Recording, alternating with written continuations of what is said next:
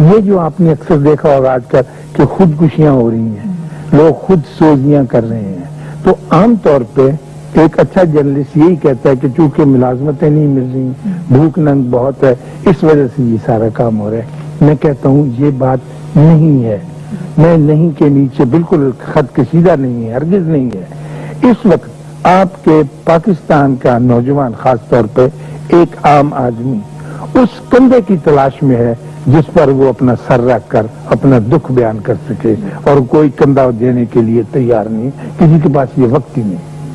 اگلے زمانے میں، ہمارے وقتوں میں یا ہمارے باپ دادا کے زمانے میں دکھ سکھ کرنے کے لیے لوگ ایک دوسرے سے ملتے تھے، ان کے پاس اکنامکس کے اتنے مسائل اور اتنی پرابلمز نہیں ہوتی تھی۔ ولایت والوں نے یہ طریقہ نکالا ہے کہ وہ دکھ سننے کے لیے فیس لیتے ہیں۔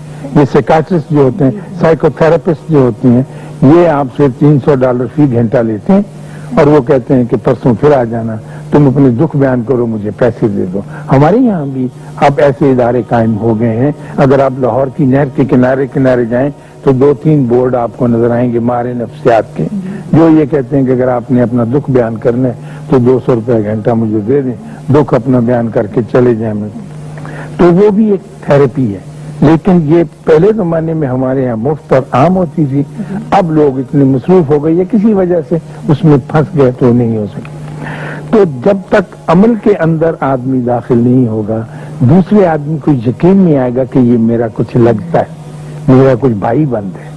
اگر آپ اس کو صرف تقریر کر کے چلے جائیں گے تو اس کی انفارمیشن میں اضافہ ہو جائے گا، اور خطرہ یہ ہے کہ وہ ساری انفارمیشن سمیٹ کے ایک اگلے آدمی سے وہ بات کرنے لگ جائے گا۔ آپ نے اکثر دیکھا ہوگا، کبھی آپ نے ہمارے ٹیلی ویژن کے پروگرام دیکھے، بچوں کے جو بڑے کھٹاکھٹ فٹافٹ دینی باتیں، سوالوں کے جواب بڑی تیزی سے دیے جاتے ہیں، وہ انفارمیشن ہوتی ہے، اس کا ذات کے ساتھ یا اپنے وجود کے ساتھ یا اپنے سائیکی کے ساتھ کوئی تعلق نہیں ہوتا۔ تو آپ نے